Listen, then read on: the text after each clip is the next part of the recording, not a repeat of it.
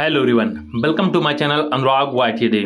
आज की क्लास में टीजीटी आर्ट के लिए बहुत ही इम्पॉर्टेंट एक टॉपिक रहता है कि कला के षडांग या कला के षडंग किसे कहते हैं, ये कितने होते हैं। हर बार इनसे एग्जाम में बहुत सारे प्रश्न पूछे जाते हैं। कला के षडांग कौन कौन से होते हैं और परीक्षा में आपके किस प्रकार से प्रश्न पूछे जा सकते हैं। तो वात्स्यायन द्वारा रचित कामसूत्र में 64 कलाओं का वर्णन मिलता है। तो बहुत ही इम्पोर्टेंट है, ये एक पुस्तक है कामसूत्र।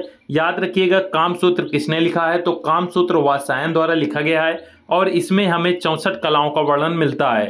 नेक्स्ट पॉइंट याद रखिएगा, जिसमें चौथे स्थान में आलेख का वर्णन किया गया है।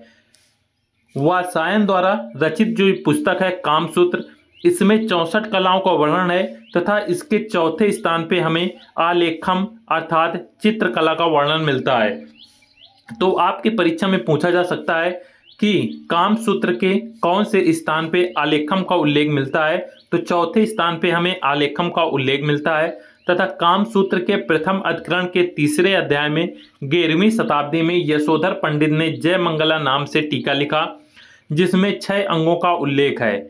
याद रखिएगा 11वीं शताब्दी में यशोधर पंडित ने जय मंगला नाम से एक टीका लिखा था, अर्थात एक पुस्तक लिखी थी जिसमें 6 अंगों का उल्लेख है और जिसे हम कला के षडांग कहते हैं। याद रखिएगा जय मंगला का दूसरा नाम षडांग भी है। तो आपको परीक्षा में पूछा जा सकता है कि जय मंगला टीका किसने लिखा, तो जय मंगला यशोधर पंडित ने लिखा था। या पूछ सकता है कि कला के षडांग या कला के षडंग किसने लिखे हैं, तो ये यशोधर पंडित द्वारा लिखे गए हैं। नेक्स्ट इनकी बहुत ही एक फेमस लाइन याद रखिएगा, ये लाइन पूछी जा सकती है कि ये किस पुस्तक से ली गई है या किसने लिखा है। तो ये जो लाइन है ये जय मंगला टीका से लिया गया है और इसको लिखा है यशोधर पंडित ने।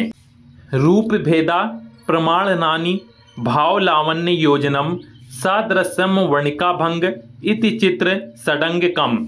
ये यहाँ पे ये लाइन है, इनका मतलब क्या है कि यहाँ पे रूप भेदा ये पहला आपका षडंग हो गया, दूसरा है प्रमाण ये दूसरा हो गया, तीसरा है भाव ये आपका एक षडंग हो गया और अगला है लावण्य योजनम, नेक्स्ट है सादृश्य और नेक्स्ट है वर्णिका भंग। ये कुल टोटल आपके 6 षडंग हो गए जो कि यहाँ पे यशोधर पंडित द्वारा लिखे गए हैं। आइए इनको पहले एक लाइन में हम इनको देख लेते हैं, फिर इनसे रिलेटेड विस्तृत रूप से इनको जानेंगे। सबसे पहला भेद है रूप भेद। रूप भेद क्या है, तो ये डायरेक्ट आपके परीक्षा में पूछे जा सकते हैं और बहुत बार ये पूछे भी गए हैं। तो इन्हें देखेंगे कि रूप भेद जो होता है वो दृष्टि का ज्ञान या आकृतियों में भिन्नता को दर्शाता है रूप भेद। नेक्स्ट है प्रमाण, माप तौल या आकृतियों का ठीक ठीक ज्ञान प्रमाण के अंतर्गत आता है। नेक्स्ट है भाव, आकृतियों में दर्शक को चित्रकार के हृदय की भावना दिखाई दे या आंतरिक भावना की अभिव्यक्ति जो होता है वो भाव के अंतर्गत आता है। नेक्स्ट है लावण्य योजना, कलात्मक तथा सौंदर्य का समावेश या भाव सौंदर्य या रूप परिमत लावण्य योजना के अंतर्गत आती है। नेक्स्ट है सादृश्य, आकृतियों में समानता ये सादृश्य के अंतर्गत आता है। और नेक्स्ट है यहाँ पे वर्णिका भंग, नाना वर्णों की सम्मिलित भंगिमा को वर्णिका भंग कहते हैं। ये चित्रकला की सबसे कठिन साधना है। तो ये आपने षडांग के 6 यहाँ पे अंगों को देखा। अब इनको एक एक करके विस्तृत रूप से यहाँ पे हम देखेंगे। तो सबसे पहले आता है रूप भेद। रूप भेद के द्वारा आत्मा और चक्षु द्वारा रूप की पहचान होती है। आत्मा और चक्षु का अर्थ है यहाँ पे नेत्र, नेत्र द्वारा रूप की पहचान होती है। जैसे कोई यहाँ पे आकृति बनी हुई है, मान लीजिए ये हमने एक आकृति बनाई इस प्रकार से वर्गाकार और दूसरी आकृति यहाँ पे बनाई हमने ये आयताकार। तो यहाँ पे रूप भेद का अर्थ यही है कि आत्मा और चक्षु अर्थात नेत्र के द्वारा हम इसके रूप की पहचान करते हैं कि ये आकृति किस प्रकार से है और ये आकृति किस प्रकार से है। तो रूप भेद क्या हो गया कि आकृतियों में जो पहचान की जाती है वो रूप भेद के द्वारा की जाती है। नेक्स्ट पॉइंट है और इम्पॉर्टेंट पॉइंट है कि उस प्राचीन ग्रंथ का नाम जय मंगला है जिसमें भारतीय कला के 6 अंगों का उल्लेख है। तो भारतीय कला के 6 अंगों का उल्लेख हमको जय मंगला मिलता है और इसे किसने लिखा है, तो यशोधर पंडित द्वारा ये लिखा गया है। नेक्स्ट है रूप भेद के द्वारा रूपों के बाहरी भेदों का अध्ययन किया जाता है। रूप भेद के द्वारा अभी आपको बताया गया कि रूप भेद के द्वारा रूपों को पहचानते हैं और बाहरी भेदों का अध्ययन इसमें किया जाता है। जैसे ये यदि आयत है तो आपने आंखों के द्वारा इसे देखा और इसमें बताया कि ये एक आयत है और ये एक वर्ग है। तो इस प्रकार से आकृतियों की पहचान आप करेंगे। जैसे किसी भी पुरुष की आकृति बनाएंगे और किसी आप महिला का आकृति या चित्र बनाते हैं, तो जब चित्र बनाएंगे तो आप रूप भेद के द्वारा ही इसे पहचान सकते हैं कि ये पुरुष का चित्र बना हुआ है और यहाँ पे ये महिला का चित्र बना हुआ है। तो रूप भेद के द्वारा किसी भी चित्र की पहचान की जाती है। नेक्स्ट पॉइंट है कामसूत्र ग्रंथ के टीकाधार। याद रखिएगा जो कामसूत्र लिखा है ये यहाँ पे वात्सायन द्वारा लिखा गया है, इस बात का याद रखिएगा। नेक्स्ट पॉइंट है कि रूप भेद के द्वारा आकृतियों के भिन्नता तथा दृष्टि का ज्ञान प्रकट होता है। रूप भेद के द्वारा हम रूपों की पहचान करते हैं और उनको पहचान कर हम ये बता सकते हैं कि आकृतियों में क्या भिन्नता है तथा उनका ज्ञान यहाँ पे हम आंखों के द्वारा प्रकट कर सकते हैं। तो आकृतियों की पहचान और भिन्नता रूप भेद के द्वारा दर्शाया जाता है। नेक्स्ट पॉइंट है प्रमाण। याद रखिएगा प्रमाण ही उतना ही इंपॉर्टेंट है जितना कि रूप भेद। प्रमाण के द्वारा आकृतियों का ठीक ठाक अनुपात प्रमाण कहलाता है, अर्थात लंबाई, चौड़ाई या ऊंचाई या शरीर की जो बनावट है या उनकी रचना को प्रमाण के अंदर रखा जाता है। जैसे मान लीजिए कोई हम आकृति यहाँ पे इस प्रकार से बना रहे हैं, ये कोई भी आकृति ऐसे बनी हुई है, यदि इसमें यहाँ पे हम देखेंगे तो यदि इसकी लंबाई, चौड़ाई व शरीर रचना या फिर जो बनावट है वो बिल्कुल हम अनुपात में यदि नहीं रखेंगे, मान लीजिए किसी हम पुरुष की यहाँ पे चित्र बनाते हैं, उसका सिर हम इतना बड़ा कर दें और उसका जो बाकी आकृति है वो बिल्कुल इस प्रकार से छोटा छोटा कर दें, तो क्या चित्र उतना बेहतर लगेगा? बिल्कुल नहीं। चित्रकार की बहुत ही इंपॉर्टेंट पहचान यही होती है कि उसको प्रमाण का बहुत ही अच्छा नॉलेज होता है। कौन सी आकृति है जो हम उसमें बिल्कुल लंबाई, चौड़ाई, बिल्कुल बनावट में एक तरीके से समानता के रूप दर्शाते हैं, तो वो प्रमाण के अंतर्गत आता है। नेक्स्ट पॉइंट है कि कला आचार्यों ने प्रमाण की दृष्टि से 5 रूपों को बताया है। कला याद रखिएगा आचार्यों ने प्रमाण को 5 भागों में विभाजित किया है, जबकि शुक्राचार्य ने पुरुषाकृत के 5 भेद बताए हैं, जिसमें नर, क्रूर, असुर, वामन और कुमार को यहाँ पे बताया गया है। प्रमाण के द्वारा हम आकृतियों की माप तौल या कह सकते हैं लंबाई, चौड़ाई व शरीर रचना के माप को यहाँ पे मापते हैं और प्रमाण के द्वारा वस्तु का ब्यौरा यहाँ पे प्रकट करते हैं। अब यहाँ पे आपको कुछ पॉइंट याद रखना है कि शुक्राचार्य ने ये पुरुष आकृति के जो 5 भेद बताए थे, इनमें ताल एक बहुत ही इंपॉर्टेंट रोल प्ले करता है। अभी आगे हम बताएंगे कि ताल क्या होता है, उससे पहले जान लेते हैं कि मानव जो होता है, मानव में साधारण 8 ताल होते हैं और उत्तम 9 ताल माने जाते हैं। भयानक जो मानव होगा उसमें 12 ताल माने गए हैं, राक्षस में 16 ताल माने गए हैं, कुमार के में 8 ताल और बालक में 5 ताल माने गए हैं।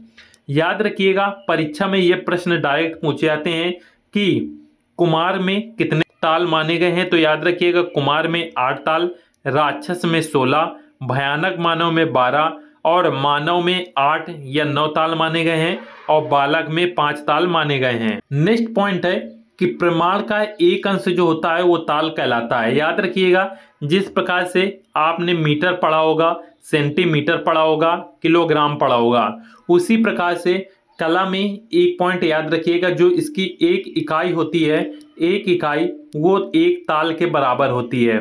इस बात का याद रखिएगा कि जो इकाई होती है वो यहाँ पे ताल को प्रदर्शित करती है और प्रमाण में 1 ताल जो होता है वो 12 अंगुल के बराबर होता है। जिस प्रकार से एक जो फीट होता है वो 12 इंच के बराबर होता है, उसी प्रकार से जो 1 ताल होता है वो 12 अंगुल के बराबर होता है। ये डायरेक्ट आपके परीक्षा में ऑब्जेक्टिव प्रश्न पूछे जाते हैं, इसलिए इन्हें याद रखिएगा। जो 1 ताल होगा वो 12 अंगुल के बराबर होगा। तथा भारतीय कला मनीषियों ने मानव शरीर को 7.5 भागों में बांटा है। 7.5 इस प्रकार से इसे कह सकते हैं, ये 7 से ही 1/2 इस प्रकार से भागों में विभाजित किया है। माइकल एंजेलो ने मानव देहकृत को 8 भागों में विभाजित किया है तथा भारतीय कला मनीषियों ने प्रमाण को ताल, कार्य प्रमाण अथवा मनो उत्पत्ति के नाम से भी संबोधित किया है। याद रखिएगा, प्रमाण को हम ताल भी कह सकते हैं, कार्य प्रमाण भी कहा जाता है और इसे मनो उत्पत्ति के नाम से भी संबोधित किया गया है। नेक्स्ट पॉइंट है, प्रमाण शब्द को प्रमा नाम से भी जाना जाता है। नेक्स्ट है, प्रमाण को ही संबद्धता का सिद्धांत कहते हैं। बहुत ही इंपॉर्टेंट प्रश्न है कि संबद्धता का सिद्धांत किसे कहा जाता है, तो संबद्धता के सिद्धांत प्रमाण को कहते हैं। आदर्श मनुष्य कृत के लिए भारत में 9 ताल प्रमाण निर्देशित होता है। जो आदर्श मनुष्य कृत होता है उसके लिए 9 ताल बताए गए हैं और साधारण मनुष्य के लिए 8 ताल बताए गए हैं तथा 12 अंगुल बराबर 1 सिर होता है। अभी आपने पढ़ा कि जो 1 ताल होता है, 1 ताल बराबर 12 अंगुल होता है और या इसे हम कह सकते हैं कि 1 ताल बराबर 12 अंगुल या 12 अंगुल बराबर 1 सिर। इन सभी पॉइंटों को याद रखिएगा कि 1 ताल बराबर 12 अंगुल या 1 ताल बराबर 1 सिर या फिर 1 ताल बराबर 12 अंगुल। ये तीनों पॉइंट याद रखिएगा कि 1 ताल बराबर 12 अंगुल आ सकता है या पूछ सकता है कि 1 ताल में कितने सिर होते हैं, तो 1 ताल में 1 सिर होता है और ये टीजीटी की परीक्षा में पूछे गए प्रश्न है। और यहाँ पे याद रखिएगा, सिर को 4 भागों में विभाजित किया गया है जिसमें केस, ललाट, नासिका, ओष्ठ। जिसमें से केस को याद रखिएगा, केस को हम बाल कहते हैं, ललाट को वर्तमान समय में जैसे माथा कहा जाता है, नासिका को याद रखिएगा नाक कहा जाता है और ओष्ठ मीन्स होता है ओंठ। ये सभी सिर को 4 भागों में इस प्रकार से विभाजित किया गया है और जो 1 ताल हमारा होता है वो 1 सिर के बराबर होता है। इस पॉइंट को भी याद रखिएगा। इसके बाद नेक्स्ट यहाँ पे पॉइंट है, नेक्स्ट हेडिंग डालिएगा भाव। भाव आपने बहुत ही अच्छी तरीके से हिंदी में पढ़ा होगा। भरत मुनि के अनुसार भावों की जो संख्या 8 होती है जिसे हम रस भी कहते हैं। तो रस आपने हिंदी में बहुत ही बेहतर तरीके से उम्मीद है पढ़ा होगा। एक बार आप पुनः इसे देख लीजिएगा। तो जो आकृत की भंगिमा होती है उसे हम भाव कहते हैं। भाव कला को अभिव्यक्ति देती है, अर्थात कला को जो अभिव्यक्ति देती है वो भाव कहलाता है। भारतीय चित्रकला में भाव विभंजना को बड़ा महत्व दिया गया है। भावों का रसों से घनिष्ठ संबंध है। भाव और रस का एक बहुत ही घनिष्ठ संबंध रहता है। नेक्स्ट है, रस सिद्धांत का प्रतिपादन भरत मुनि ने किया था। याद रखिएगा, रस सिद्धांत किसने दिए, तो रस सिद्धांत भरत मुनि ने दिया था। तथा जो भाव होते हैं वो कला को अभिव्यक्ति देते हैं तथा आकृति की भंगिमा को भाव कहते हैं। नेक्स्ट पॉइंट है, भरत मुनि ने 8 रस और उनके 8 स्थायी भाव माने हैं तथा अभिनवगुप्त ने 9वां रस शांत रस को उल्लेख किया गया है जिसका स्थायी भाव निर्वेद है। भरत मुनि ने 8 रस माने थे तथा अभिनवगुप्त ने 9 रस माने, जिसमें से 9वां रस इन्होंने शांत रस को जोड़ा और शांत रस का स्थायी भाव याद रखिएगा निर्वेद है।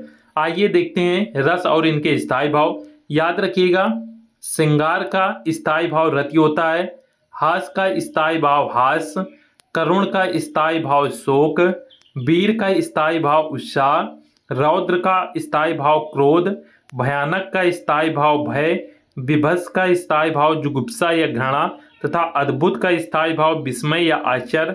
और याद रखिएगा, जो आपका शांत रस होता है, शांत रस का स्थायी भाव निर्वेद होता है। तो ये जो शांत रस था इसे अभिनवगुप्त ने माना था और बाकी यहाँ तक जो ऊपर 8 रस यहाँ पे ये दिए गए हैं, ये सभी 8 रस याद रखिएगा भरत मुनि ने दिए थे। नेक्स्ट पॉइंट है, भाव किसी वस्तु के सौंदर्य को देखने के लिए सहायक होते हैं। कोई भी आप चित्र देखते हैं तो उसमें आप कोई ना कोई भाव देखेंगे, अर्थात किसी चित्र को देखकर आपको हंसी आएगी, किसी चित्र को देखकर आपको रोना आएगा और कोई चित्र आप देखेंगे तो उसे देखकर बहुत ही आश्चर्य होता है। तो ये सभी क्या होते हैं, आपके एक्सप्रेशन होते हैं, अर्थात भाव होते हैं जो हमें चित्र को देखकर हमारे अंदर महसूस होते हैं। तो इन किसी चित्र को सौंदर्य को देखने से जो हमें फील होता है वही क्या कहलाता है, भाव कहलाता है। चित्र सूत्र में कहा गया है कि घरों में श्रृंगार, हास तथा शांत रस को चित्र रखने चाहिए। याद रखिएगा, घरों में श्रृंगार रस, हास्य रस और शांत रसों के चित्र रखने चाहिए, अर्थात हास्य का अर्थ होता है हंसता हुआ चित्र। आपने बहुत से घरों में देखा होगा या कंपनियों में देखा होगा कि लाफिंग जो बुद्धा होते हैं उनकी जो चित्र होते हैं या फिर उनकी जो मूर्ति होती है वो अपने ऑफिस में रखते हैं कि उन्हें देखकर हमें भी अंदर से हंसने की जो फीलिंग आती है वो लाफिंग बुद्धा की जो मूर्ति होती है उसे देखने को आती है। यदि आपने लाफिंग बुद्धा की मूर्ति नहीं देखी तो एक बार आप गूगल में सर्च कीजिए लाफिंग बुद्धा, तो उनकी बहुत सी आकृतियां आएगी और उन्हें देखकर आपको बहुत ही अच्छा फील होगा। तो घरों में हमें श्रृंगार रस, हास्य रस और शांत रसों को चित्र रखने चाहिए। नेक्स्ट है राजभवन और देवालय में सभी रसों के चित्र रखे जा सकते हैं। विभाव के दो भेद होते हैं, याद रखिएगा। अभी आपने पढ़ा रस, रस के बाद आता है विभाव। विभाव के दो भेद होते हैं, आलंबन और उद्दीपन। ये आपने हिंदी में इनका नाम आपने सुना होगा, बहुत ही फेमस हैं ये। तथा अनुभाव के तीन भेद होते हैं, कायिक, मानसिक व सात्विक। और संचारी भावों की संख्या याद रखिएगा 33 होती है। ये सभी आप सभी ने हिंदी के टॉपिक में इनको अच्छे से पढ़ा होगा और उम्मीद है कि इन्हें आपने अच्छे से एक बार पुनः रिवाइज कर लिया होगा। भाव के बाद नेक्स्ट हमारा टॉपिक आता है लावण्य योजना। याद रखिएगा, चित्र में सौंदर्य की दृष्टि हेतु लावण्य योजना की जाती है।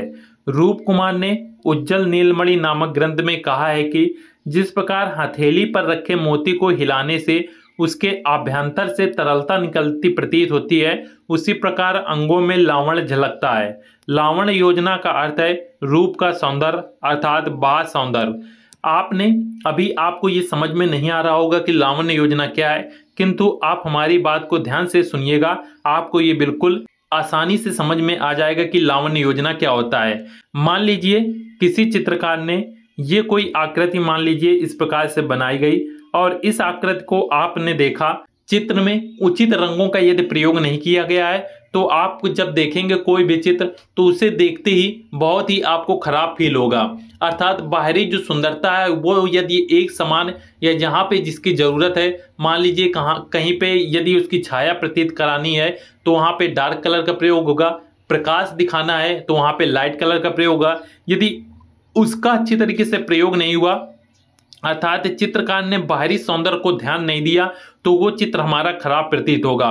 और यही लावण्य योजना होती है कि मान लीजिए आपने किसी चित्र को बहुत ही बेहतर तरीके से बनाया लेकिन उसमें चित्र भरते समय उसकी सौंदर्यता को आपने ध्यान नहीं दिया कि कहाँ पे डार्क कलर प्रयोग होगा, कहाँ पे लाइट कलर प्रयोग होगा या कहाँ पे हमको किस प्रकार रंगों का प्रयोग करना चाहिए। तो यही लावण्य योजना होता है कि बाह्य सौंदर्य को जो प्रदर्शित करता है अर्थात रंगों का प्रयोग, डार्क कलर कहाँ पे होगा, लाइट कलर किस प्रकार से प्रयोग होगा, ये लावण्य योजना होता है। जिस प्रकार से आप मान लीजिए खाना जब खाते हैं तो खाना खाते समय यदि नमक कम हो जाता है तो हमें वो खाना अच्छा नहीं लगता, यदि नमक ज़्यादा हो जाए तब भी खाना वो अच्छा नहीं लगेगा।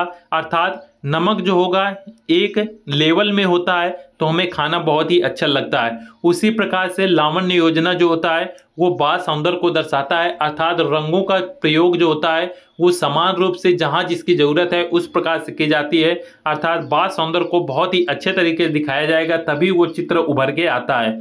तो ये आपका लावण्य योजना होता है। नेक्स्ट पॉइंट है कि लावण्य योजना के द्वारा सुंदरता प्रकट की जाती है अर्थात बाहरी जो सौंदर्य होता है वो लावण्य योजना के द्वारा प्रकट की जाती है। नेक्स्ट यहाँ पे पॉइंट एक बार पुनः याद रखिएगा कि उज्जवल नीलमणि जो ये पुस्तक है ये रूप कुमार द्वारा लिखी गई है और लावण्य योजना में हमें बाहरी सौंदर्य जो होता है वो लावण्य योजना के द्वारा प्रदर्शित किया जाता है। नेक्स्ट पॉइंट है सादर्श। सादर्श का अर्थ होता है आकृति में समानता। अर्थात मान लीजिए आप कोई चित्र बना रहे हैं, जैसे पेड़ का मान लीजिए आपको यहाँ पे पेड़ का चित्र बना रहे हैं, जैसे आप आम के पेड़ का चित्र यहाँ पे बना रहे हैं किंतु आप वो आकृति उस प्रकार से वो चित्र आप अच्छे से नहीं बना पा रहे। आम के पेड़ के जगह मान लीजिए आप यहाँ पे नीम के पेड़ का चित्र बना दें और आप कहें कि ये हमने आम का पेड़ का बनाया है तो ये यहाँ पे सादर्श को नहीं दर्शाता। अर्थात आकृति में समानता होना चाहिए। यदि आप आम का पेड़ बना रहे हैं तो वो लगना चाहिए कि वास्तविक रूप में ये आम का पेड़ ही है। जैसे किसी मनुष्य का आप चित्र बनाते हैं, मान लीजिए यहाँ पे आप महात्मा गांधी जी का चित्र बनाते हैं और महात्मा गांधी का चित्र जैसे उनका वास्तविक स्वरूप है यदि उस प्रकार से आप बना रहे हैं तो यहाँ पे ये सादर्श को दर्शाएगा अर्थात आकृति में समानता है। किंतु महात्मा गांधी की जगह आप यहाँ पे नेहरू का चित्र बना दे रहे हैं तो यहाँ पे ये सादर्श नहीं है अर्थात आकृति में समानता आपकी नहीं है, अर्थात आप अभी चित्र अच्छे तरीके से बना नहीं पा रहे हैं। तो ये यहाँ पे हो गया सादृश, अर्थात जिस भी पुरुष या महिला की या पेड़ों की आप चित्र बना रहे हैं तो वो बिल्कुल लगना चाहिए कि वास्तविक रूप में वही चित्र यहाँ पे बना हुआ है। नेक्स्ट पॉइंट है किसी मूल वस्तु, पदार्थ या भाव के साथ उसकी प्रतिकृत की समानता को सादृश्य कहते हैं। अर्थात जिस भी वस्तु, पदार्थ या आप जिस भाव के साथ जिसकी आकृति बना रहे हैं वो यदि समान अर्थात बिल्कुल सेम टू सेम लगती है तो ये यहाँ पे सादृश्य को दर्शाता है। नेक्स्ट है चित्र सूत्र में सादृश्य को चित्र की प्रधान वस्तु माना गया है। प्रसन्न नेत्र को खंजन पक्षी के समान बताया गया है। याद रखिएगा, जो प्रसन्न नेत्र हम बनाते हैं उसको हम खंजन पक्षी के समान बताया गया है तथा स्थिर मुख को अंडाकृत के समान दर्शाया गया है। और विद्य चित्र की आकृति में दर्पण के प्रतिबिंब के समय समान सादृश्य होता है। जो हम विद्य चित्र बनाते हैं इसमें हम दर्पण के प्रतिबिंब के समान सादृश्य को दर्शाया जाता है। तो उम्मीद है आपने सादृश्य समझ लिया होगा कि जो आकृति यहाँ पे बनाई जा रही है उसी आकृति के समान हम बिल्कुल सेम टू सेम आकृति बनाएंगे तो वो यहाँ पे सादृश्य दर्शाता है। नेक्स्ट है वर्णिका भंग, और ये हमारा लास्ट षडांग है कि वर्णिका भंग बहुत ही इंपॉर्टेंट है। वर्णिका भंग को चित्रकला की सबसे कठिन साधना माना गया है। तो चित्रकला के जो 6 अंग होते हैं उसमें सबसे कठिन क्या माना गया है, तो वर्णिका भंग को माना गया है। नाना वर्णों की सम्मिलित भंगिमा को वर्णिका भंग कहते हैं। जो भंगिमा होती है उसे वर्णिका भंग कहते हैं। चित्र रचना की सामग्री एवं रंगों का निर्माण, मिश्रण के नियम एवं चित्रण में प्रयुक्त होने वाली सामग्री का प्रयोग वर्णिका भंग के अंतर्गत आता है। प्रमुख रूप से 5 प्रकार के वर्णों का प्रयोग विष्णु धर्मोत्तर पुराण के चित्रसूत्र में किया गया है। तो विष्णु धर्मोत्तर पुराण में 5 प्रकार के वर्णों का प्रयोग किया गया है, जिसमें से लाल, पीला, सफेद, नीला व काला। याद रखिएगा, जो भी हम चित्र बनाते समय सामग्री या रंगों का जो निर्माण करते हैं उनके मिश्रण व नियम व चित्रण में प्रयुक्त होने वाली सामग्री का जो भी प्रयोग करते हैं वो सभी वर्णिका भंग के अंतर्गत आते हैं। तो ये आपका हो गया वर्णिका भंग। आप सभी ने कला के 6 अंगों को समझा और इसको उम्मीद है अच्छी तरीके से समझ लिया होगा। यदि किसी भी पॉइंट पे आपको डाउट है तो कमेंट करके पूछ सकते हैं तथा सभी लोग वीडियो को लाइक अवश्य कर दीजिएगा तथा चैनल को सब्सक्राइब भी कर लें। मिलते हैं नेक्स्ट वीडियो में। जय हिंद।